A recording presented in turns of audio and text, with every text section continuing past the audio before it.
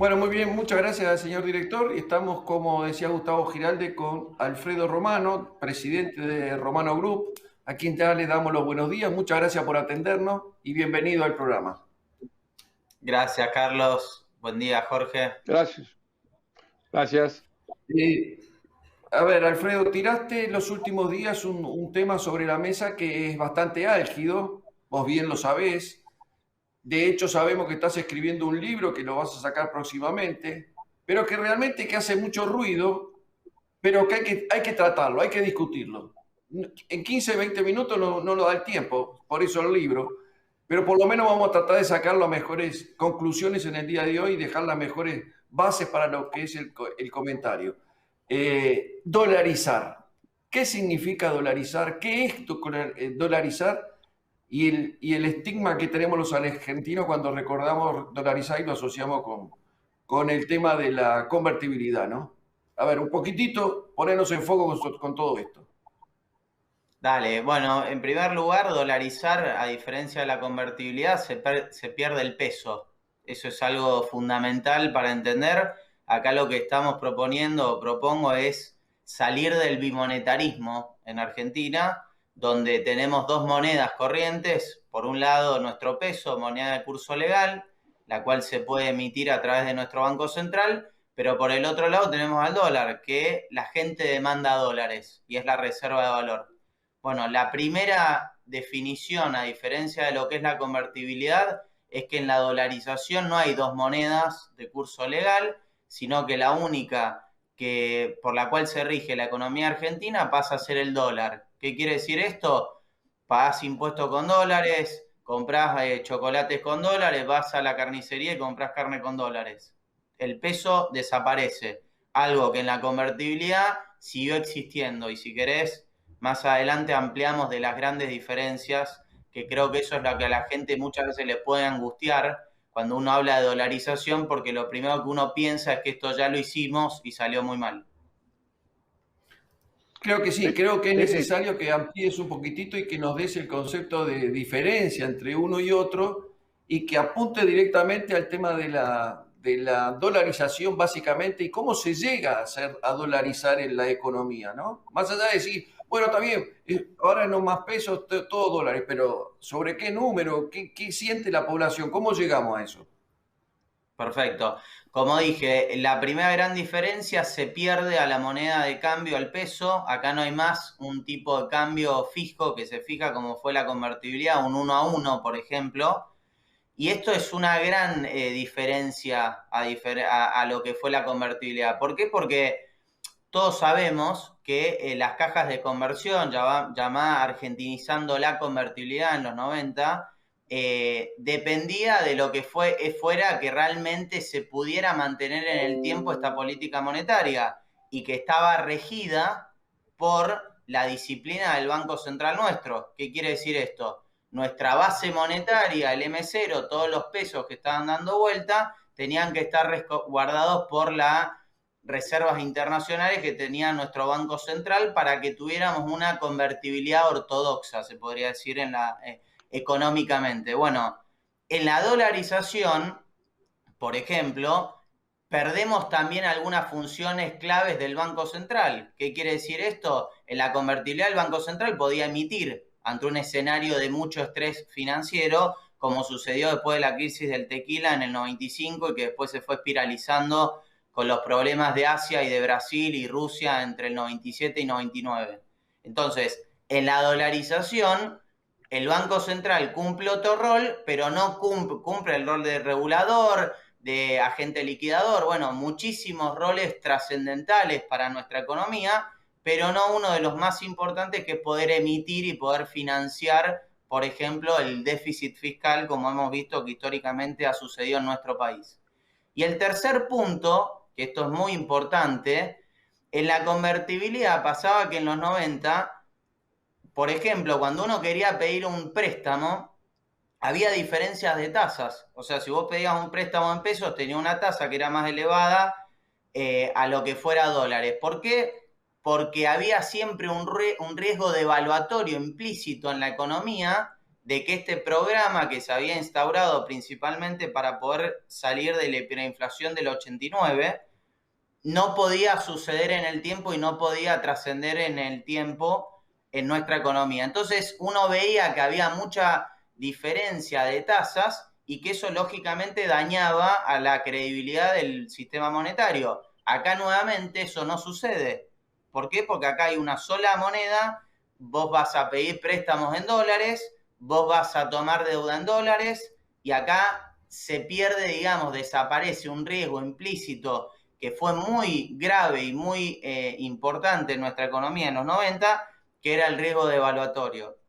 Esas te diría que son las tres grandes diferencias muy marcadas y que en la dolarización, que distintos países lo han llevado adelante, uno por ejemplo Ecuador, desde otro punto de vista también Europa, han tenido otro tipo de resultados y no como las cajas de conversión que en general tienen un plazo de tiempo acotado, o sea, no son programas económicos que se trasladan en el tiempo, en el largo plazo, sino que básicamente se utilizan para generar estabilidad, como bien fue en los 90 en Argentina, por la inflación, pero que después se debería haber trascendido a otra política monetaria y que lamentablemente no se llevó adelante.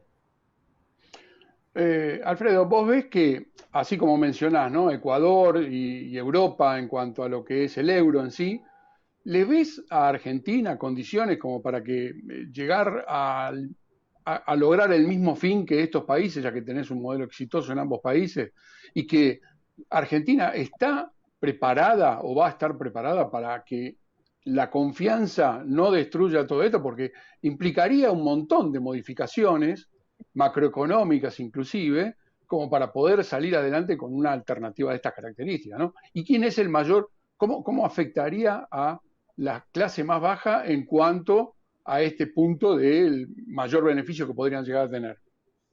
Bueno, hay muchas Ahí se preguntas, te la junta, voy pero por eso, de ahí se mandé. No, está bueno, déjame que te lo intente organizar. En primer lugar, entendamos la situación que vivimos en Argentina en los últimos años y que se ha Sí, profundizado en la última década. Digo, porque esto es importante, porque si no parecería que lo que estamos haciendo hoy no está tan mal y probar una cosa disruptiva o distinta parecería ser un disparate. Entonces, primero contextualicemos dónde estamos parados. Argentina, como les decía a ustedes, de los últimos 40 años tuvimos 17 crisis económicas, crecimos solo en 23 ciclos, de los últimos 10 tuvimos 6 crisis económicas. Cuando uno ve el salario real en dólares, por ejemplo, Argentina dentro de las 14 economías de América está en el puesto 11 con un salario de aproximadamente $260 contra tipo de cambio oficial. Si tomamos encima los cambios paralelos, como puede ser contado con liquidaciones, ese salario real se acerca al último puesto. Respecto a las exportaciones, lo único que hicimos fue decrecer. O sea, lo que uno ve que la Argentina depende mucho del valor de las commodities, pero cuando uno empieza a analizar el volumen de lo exportado y si realmente agregamos valor, eso no ha sucedido. Y cuando uno compara con el resto de los países del mundo, por ejemplo, Argentina del 2002 al 2015 tuvimos un magro 0,50% de promedio anual de crecimiento, cuando Asia emergente, por ejemplo, creció al 9,7 anual y las economías emergentes al 6,6 anual y el mundo al 4,7 anual. O sea, ¿qué quiere decir eso? Que Argentina tampoco creció en algo que es fundamental, que es la generación de la riqueza. Hablemos un poquito, un segundo de la inflación. La inflación ahora está anualizada en el 50%, tenemos una inflación de las más altas del mundo. Tuvimos la moneda con mayor, estamos dentro de las 5 monedas con mayor devaluación de los últimos años y en el 2020 nos ganó Zimbabue y un par de economías bélicas más. El salario real lo acabo de comentar y la actividad económica también. Entonces, pongámonos en contexto y sobre eso pensemos si realmente tiene sentido no dolarizar. En ese sentido, para responderte a la pregunta respecto a si Argentina puede llevar adelante la dolarización y tomando de referencia a Ecuador o los países de Europa que dejaron de lado su moneda nacional para armar una nueva moneda, el euro, y que ha tenido tan buenos resultados en muchos países, mi respuesta es la siguiente. En mi libro hablo de una economía absolutamente pobre, una economía que estaba ligada a Rusia y que en 4 años, entre el 91 y el 94, el PBI cayó 38 puntos en términos reales. Nosotros, por ejemplo, nuestra peor caída en la historia la tenemos en el 2001 con un poco más del 10% del PBI punta a punta de caída de nuestra actividad económica. Y el año pasado tuvimos casi el mismo, casi llegamos a los 2 dígitos. ¿Qué quiero decir con esto? Una economía devastada, que no tenía ningún tipo de posibilidades de desarrollarse y donde uno veía una pobreza muy, muy fuerte, ¿no? Y sin embargo, Estonia tomó una decisión que primero arrancó un proceso de convertibilidad, lo que hizo fue buscar un tipo de cambio fijo con el marco alemán. Después, lógicamente, toma otro tipo de medidas económicas que tienen que fundamentar y darle consistencia a estos planes monetarios. Y finalmente, en el 2011 ingresa a la Unión Europea. Bueno, hoy Estonia es una economía que tiene un PBI per cápita. ¿Qué quiere decir? Es una riqueza que está dentro ya de prácticamente economías ricas del mundo, cuando estamos hablando que era una economía muy, muy pobre. Tiene una estabilidad enorme y tiene, digamos, un desarrollo económico en los últimos 20, 25 años, trabajándolo inicialmente desde la parte monetaria y donde después, lógicamente, se fue fortaleciendo y dándole robustez a este plan monetario. Eso es lo que necesita nuestro país. Ecuador hizo algo similar. Ecuador en el 2000 tenía una situación parecida a la Argentina, o sea, era una economía con más de 100 puntos de inflación, caída del salario real, devaluaciones, muchísima inestabilidad. Bueno, lógicamente una economía bimonetaria donde el dólar era la reserva de valor y donde ellos tomaron una decisión drástica, como es la dolarización, pero que a la larga le ha tenido consecuencias muy satisfactorias para su economía. ¿Por qué? Por ejemplo, Ecuador en 20 años, sacando el 2020, tuvo una sola caída de su Producto Bruto Interno, que cayó 1.2% en el 2016. En el resto de los 20 años la economía siempre creció y en el medio pasamos el 2008-2009 y si uno compara con la economía argentina donde hacemos así y tenemos muchísimas recesiones, ahí hay una clara diferencia que la estabilidad monetaria resulta ser fundamental. Entonces, para responderte, yo te digo que sí, o sea, hay países que parecería que nunca pueden salir y que están condenados al fracaso o que es inviable pensar que se puedan llevar adelante este tipo de políticas y sin embargo suceden. Es cuestión de estudiarlas y hay muchas. España misma, en el año 1962 nuestra economía era muchísimo más grande que la economía española, muchísimo más grande en términos reales. Éramos más grandes que Australia, según datos del Banco Mundial. ¿Y qué pasa hoy con Argentina? El PBI argentino está alrededor de 450 mil millones de dólares, siempre tomando tipo de cambio oficial, que es ficticio, y la economía española llega casi al 1.4 trillones. ¿Qué quiere decir eso? Nos triplicaron en el crecimiento. Si uno ve la evolución de España a partir del ingreso a la zona euro de fines de los 80, en el 89 en adelante, al 2007, 2011, antes de la precrisis, fue el milagro español. Entonces, ¿qué quiero decir con esto? Para cerrar una idea, necesitamos estabilidad y la estabilidad en Argentina viene dado por perder la moneda nacional. En base a eso, vamos a poder pensar en un programa de mediano y largo plazo que tenga que hacer mejoras en otros frentes y que son necesarias. Y para responderte la segunda parte de tu pregunta respecto a cómo eso impacta en el salario real, lo primero que te puedo decir es que según muchísimos estudios, pero uno de un alumno muy interesante de San Andrés, de hace un par de años, economista, él analiza el impacto que tienen las devaluaciones en el salario real de economías con altos niveles de inflación. Me imagino que todos pensamos lo mismo. El resultado es que las devaluaciones para acomodar las economías que tienen altos niveles inflacionarios, lo único que hacen es deteriorar más el salario real. Y eso es lo que estamos viendo en Argentina en la última década. Entonces, Si nosotros pensamos que esta es la forma o la solución para tener menos nivel de pobreza o que la clase media pueda desarrollarse, los resultados hablan por sí solos. La dolarización, Ecuador, de ser una economía muy pobre, hoy está como la tercera o la segunda, dependiendo a qué tipo de cambio, a qué año tomamos, con el mayor salario real en dólares de las 14 economías de América. Entonces, se puede lograr estabilidad, se puede lograr un salario real fuerte, podemos volver a tener una economía pujante como lo supimos tener, claro que sí, necesitamos la estabilidad monetaria. Esa es la primera, es la piedra angular para poder desarrollar un programa económico serio de mediano y largo plazo.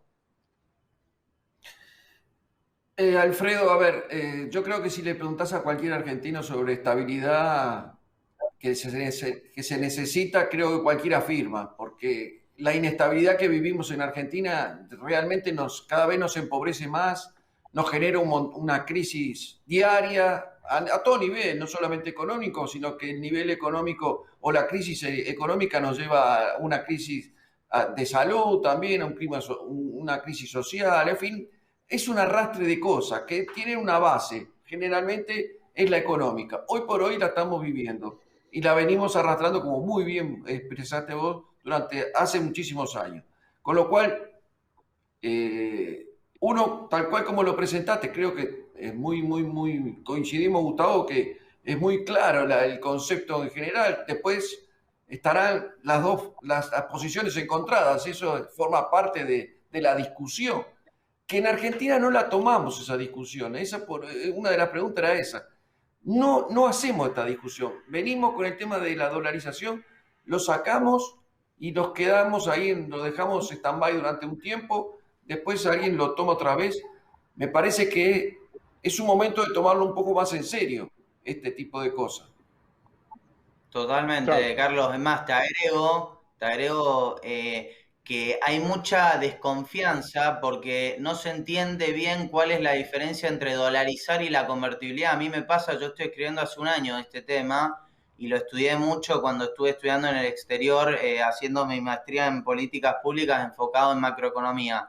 Y la realidad es que hay mucho desconocimiento y frente al desconocimiento está la inacción. Lo primero que tenemos que hacer en Argentina es plantear este tipo de debates porque es la única forma de poder enriquecer las posibilidades para poder volver al crecimiento sostenido en el mediano o largo plazo. Nos tenemos que dejar de mentir pensando que tomando las medidas que hemos tomado históricamente vamos a lograr otro tipo de resultados. Es inviable, es algo que ya lo hemos visto. Y un ejemplo muy concreto que me parece importante que remarque, que es el tema fiscal, porque siempre hablamos del tema fiscal como el gran talón de Aquiles de nuestra economía. Mirá, por ejemplo, Colombia de los últimos 39 años solo tuvo superávit fiscal en 3 años. De los últimos 39. Cuando vos ves los números fiscales de Brasil, Brasil está muchísimo peor en términos fiscales que la Argentina. O sea, por ejemplo, hoy tiene un déficit fiscal con respecto a su economía que llega al 10%. Alfredo, sí. Alfredo, es interesantísimo todo el tema que nos está llevando, digamos, el horario prácticamente a su finalización. Ya nos pasamos lejos y bueno, lamentablemente me gustaría seguirte escuchando mucho más, pero la realidad es que el tiempo nos está apurando. Así que, Carlitos, si te parece, más allá de agradecerle y verdaderamente lo interesante que es el tema, nos gustaría que nos acompañes en otra oportunidad como para poder seguir charlando sobre este particular. Y aparte, bueno, obviamente que pueden ampliarlo con el tema que en septiembre sale el libro, dijiste. Exactamente, en septiembre vamos a ya tener el libro y ahí seguramente podamos seguir hablando de esto con más detalle y profundidad. Seguro. Te agradezco mucho y bueno, Carlos, te saluda también y bueno, nos encontramos.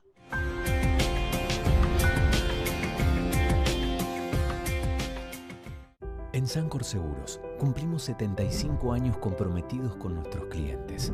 Y esa fue y es la base de cada uno de nuestros logros, de nuestra expansión, de nuestro liderazgo indiscutido. Y es lo que nos lleva a innovar para estar siempre un paso adelante. De eso se trata comprometerse, de cumplir años, cumpliendo. Sancor Seguros. Estamos hace 75 años con vos. Estamos.